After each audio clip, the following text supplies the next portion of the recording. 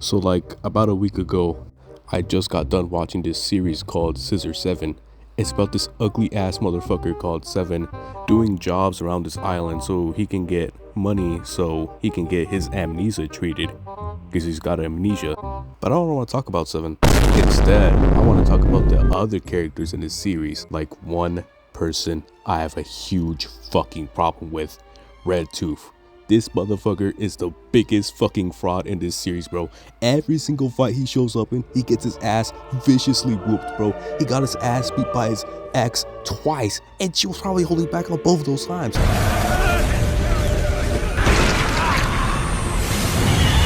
So with that, I'm gonna be covering the two fights where he had to fight his girlfriend and lost twice. They're not even dating, they're still friends. Like, they both said they love each other, but they couldn't be in a relationship because of the Heaven Lily bullshit. So they're still just friends at this point. So you got your ass beat by your female friend. Is that not insane? That's actually not that insane. I wouldn't hit a woman, me personally, because I'm 6'1". But before I begin to talk about the fights, I just need to tell you this real fucking quickly. So I got lucky and managed to screen record the fights, but anything before that, I just recorded it on my TV, so you're just gonna have to enjoy that. Anyway, so we start off with this old lady eating her dinner. Wet lettuce and rice. I understand, times are tough. When all of a sudden she tells someone to come on out, then this fucking creature of the night shows himself.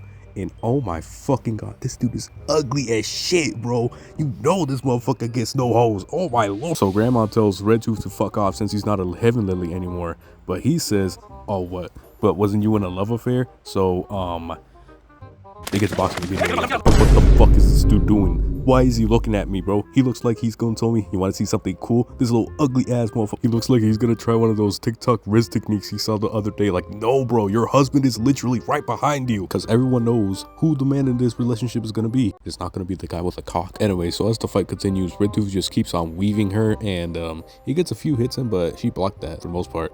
She tries to throw a fucking key blast at him, but he blocks that shit and sends her flying into fucking Walter White's stand. Like, what the fuck did he do? So after dropping her, he goes in, swipes, and cuts open my dog's bowl of I don't know.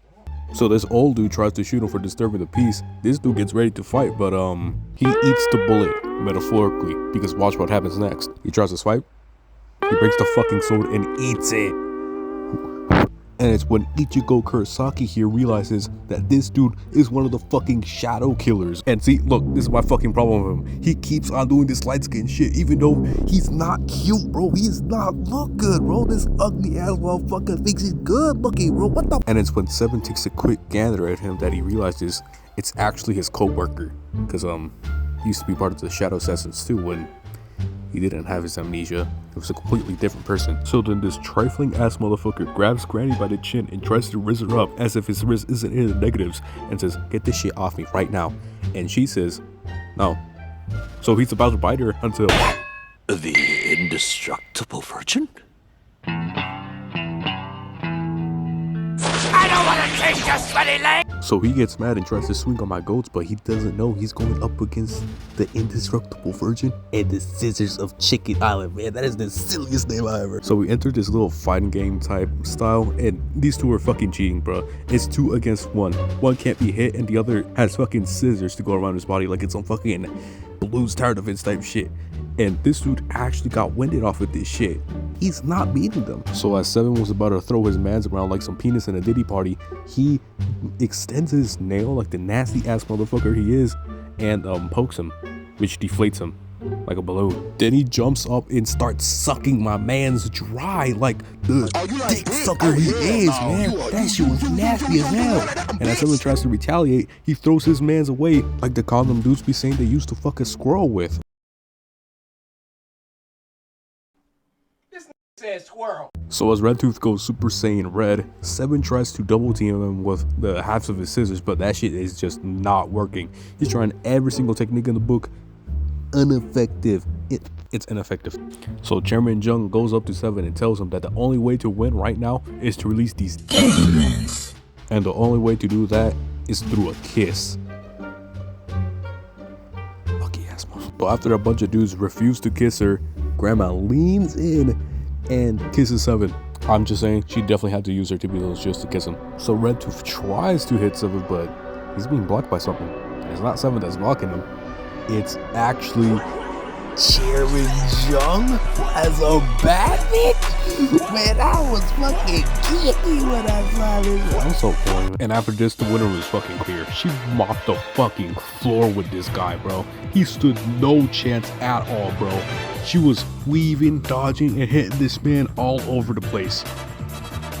Take that as a you will. After hitting the world record speed run on Naruto hand sign, she hits him with a fucking Kamehameha wave and just disintegrates this man. There is nothing left of him after this episode. He was dead.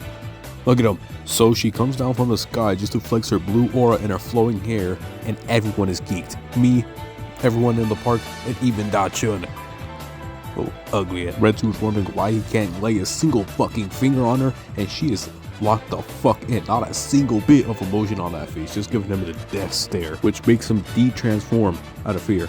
Totally. So he tries to swing on her one more time, but this was the biggest mistake of his lousy career. As she hits him with a fucking Gojiro, bro. Look at this shit. This is going to the sky, man. Who does it like her?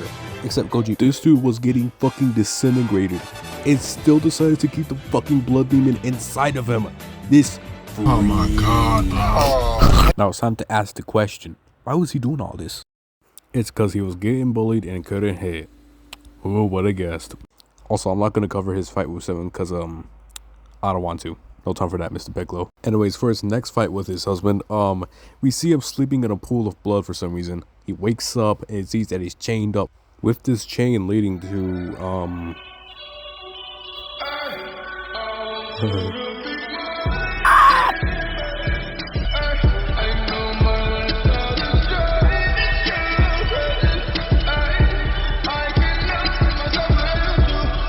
Anyway, so as she's blasting Fetty Wap just to aura farm a little more expertly, Redtooth is just looking at her, remembering the good times they had before he crashed out. So as she notices he's awake, she runs towards him to see how he's doing, how his wife is doing.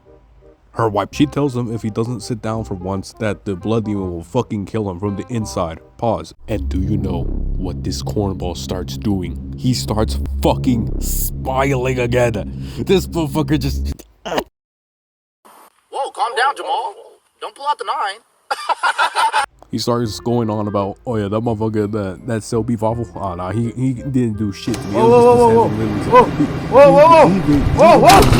And so this dude gets up butt booty naked from the pool. And let me tell you right now, she did not look away for the sake of decency. She looked away out of embarrassment because of how fucking small it is. So as this goofball is going on about how he's gonna get his revenge against 13's master, whatever his fucking name is, he realizes that he can't get rid of the fucking chain because it's actually the same one he used to imprison the original blood demon before he took care of it inside of his body. Pause on. So after a tiny amount of flirting, bro gets right to the point and says, I want a box. I want to get my get back with you too. So the fight starts with him yanking the chain like I yank my tallywhack on Fridays. He spies, but she weaves that weave. And I need to take this moment to tell y'all, this lady is Weave Nation certified. The amount of shit she pulled off in this fight is actually incomprehensible. So this lady uses the chain to trip this dude so she can drag him around like a dog that don't want to go on a walk. So she flings him into the sky like he's an angry bird, and he makes contact with the ceiling. But he didn't really care about that because Diglett over here starts fucking swimming in the rock. No one doesn't like him except that one guy from One Piece. So as Grandma is following him in the ceiling, he finally makes his move and tries to go for a sneak attack, but that shit is ineffective as a bitch, bro. That did not do anything good for him. And just look at this shit, bro. She's so good at weaving. She's weaving the fucking rocks falling from the ceiling, bro. So then he hits this silly ass twirl and misses all his shots. He stomps on the chain to limit his girl's movements, but that is not stopping her. She's still blocking that shit. Look at this. And this is one of the nastiest fucking things I've ever seen in this series. The fucking elbow to the chest. That shit had me screaming, bro. I could feel bro's pain through the screen. Anyways, as he's jumping around as a monkey, holding his chest, acting like that shit don't hurt, he tries to hit her from behind. I want to do that too, but she looks at him and pushes him away like a Disney Channel bully. After that, he spits out a little bit of blood and makes his girl worry for him for a little bit, but she remembers they're enemies at this point, so she just has to roll with the flow. He keeps on remembering about the time where he was a weak little bitch ass motherfucker that couldn't do anything, had 2 inches, and had no hoes, no bands, no nothing. He tries to hit her with a fucking AoE attack, but she just blocks all that shit and dodges it expertly. He tries again to hit her, but he just fails on all of his attempts. It's not working until she just chains him up like a fucking prisoner. This is not going where you think it's going. And then she does the most light-skinned shit in this fight. As he tries to kick her away like a football, she jumps in the air and stares him down in the sky. Look at this shit. Redtooth could not even hope to be on the same level as his fucking girlfriend here. She is just on another level. So she got him wrapped up like a burrito here with some extra greens and jalapenos in that bitch. And he tries to do something very devious. He looks behind him and goes for the fucking bite on the head, thinking he's a zombie. But he is still human, and you must see this right here, because this is the truth.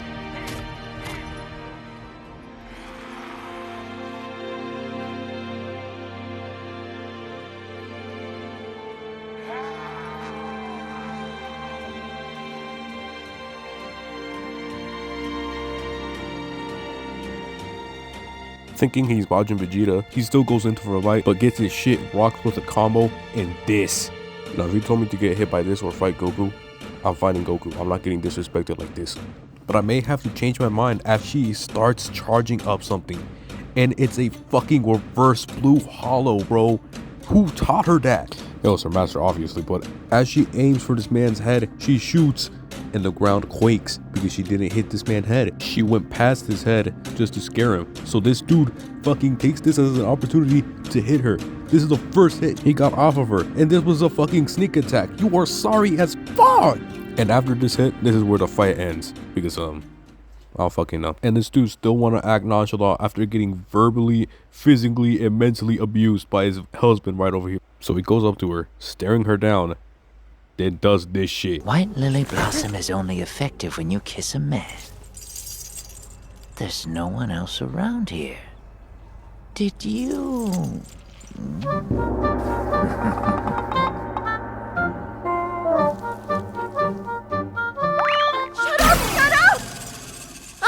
I only wanted to use the seal to purify you when you woke up.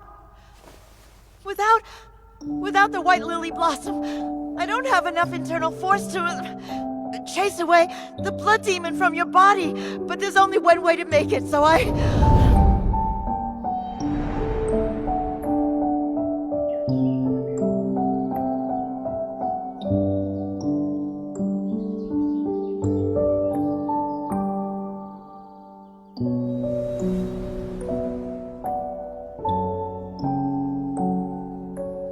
Actually, pick up the phone, baby. I know you're home, baby. It's lit. I'm in the zone, baby. So apparently back on Chicken Island, some evildoer was creating 9/11-2 in the bitch. So someone had to go take care of that because the motherfuckers on Chicken Island were not handling that. Not at all. So do you know who was sent over to deal with that? Redtooth.